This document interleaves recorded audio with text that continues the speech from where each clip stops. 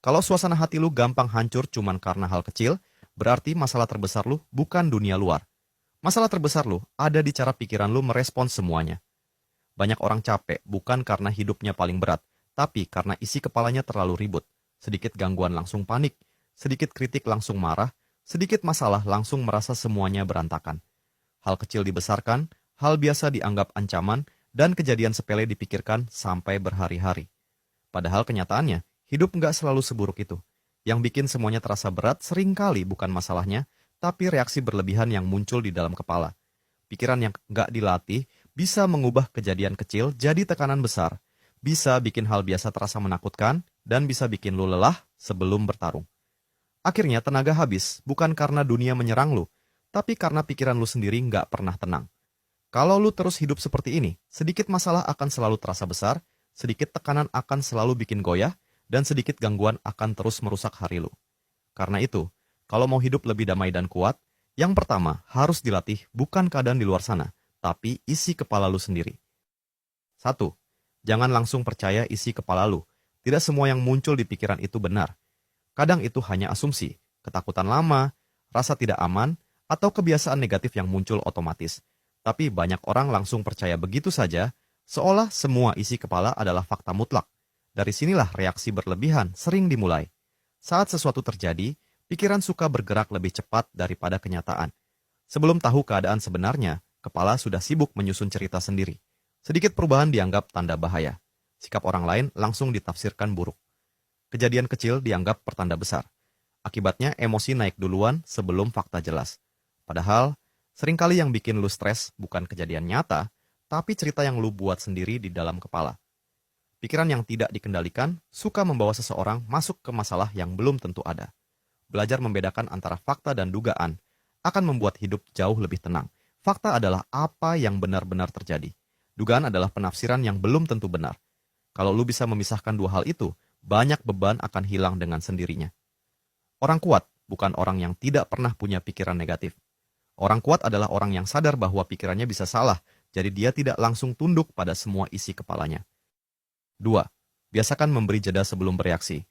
Reaksi berlebihan biasanya lahir karena semuanya dilakukan terlalu cepat. Baru tersinggung langsung marah, baru kecewa langsung menyerah, baru ada tekanan langsung panik. Emosi datang sesaat, tapi dampak dari keputusan emosional bisa panjang. Saat emosi sedang naik, pikiran jarang jernih. Dalam kondisi itu, kata-kata lebih tajam, tindakan lebih ceroboh, dan penyesalan lebih mudah datang. Banyak masalah besar dimulai dari satu reaksi kecil yang tidak ditahan. Karena itu, kemampuan sederhana yang harus dilatih adalah berhenti sejenak sebelum bertindak. Diam beberapa saat, tarik napas, dan beri ruang agar kepala kembali tenang. Kadang yang lu butuhkan bukan jawaban cepat, tapi pikiran yang stabil. Menahan diri bukan tanda kalah. Diam bukan tanda lemah. Justru itu tanda bahwa lu punya kendali atas diri sendiri. Orang yang langsung meledak setiap saat terlihat kuat di luar, padahal lemah di dalam karena tidak bisa menguasai dirinya sendiri. Jeda kecil sering menyelamatkan lu dari masalah besar. Banyak konflik sebenarnya tidak perlu terjadi kalau seseorang mau menenangkan diri beberapa menit saja. 3. Jangan membesar-besarkan hal kecil. Pikiran yang tidak terlatih suka mengubah hal kecil menjadi masalah besar. Sesuatu yang sebenarnya hanya gangguan biasa terasa seperti bencana karena dipikirkan terus-menerus.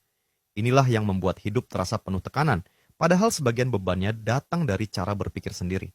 Masalah kecil seharusnya selesai sebagai masalah kecil.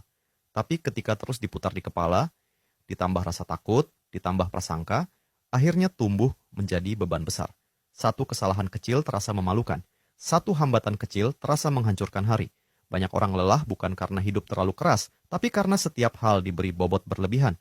Semua dianggap penting, semua dianggap darurat, semua dianggap harus dipikirkan terus. Akhirnya pikiran habis tenaga untuk hal-hal yang sebenarnya tidak seberapa.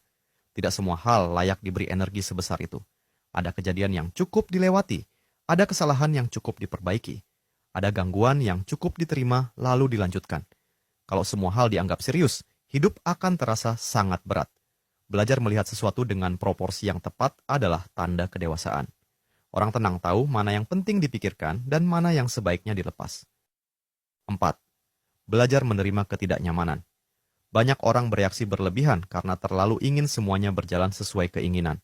Mereka ingin hidup lancar, orang lain selalu mengerti, rencana selalu mulus, dan hasil selalu sesuai harapan. Saat kenyataan berbeda sedikit saja, emosi langsung naik. Padahal hidup memang tidak dibangun untuk selalu nyaman. Akan selalu ada penolakan, keterlambatan, kegagalan, salah paham, dan hal-hal yang tidak bisa dikendalikan. Kalau lu terus menuntut kenyamanan setiap saat, lu akan terus kecewa. Semakin cepat lu menerima bahwa rasa tidak nyaman adalah bagian normal dari hidup, semakin kuat mental lu. Saat masalah datang, lu tidak kaget. Saat rencana gagal, lu tidak runtuh. Saat keadaan sulit, lu tetap bisa berpikir jernih.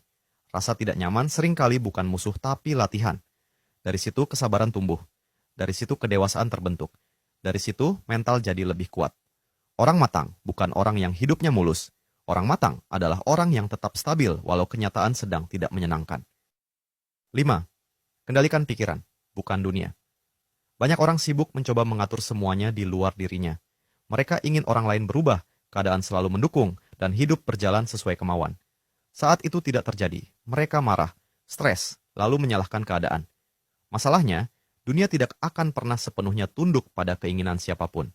Akan selalu ada hal yang di luar kendali.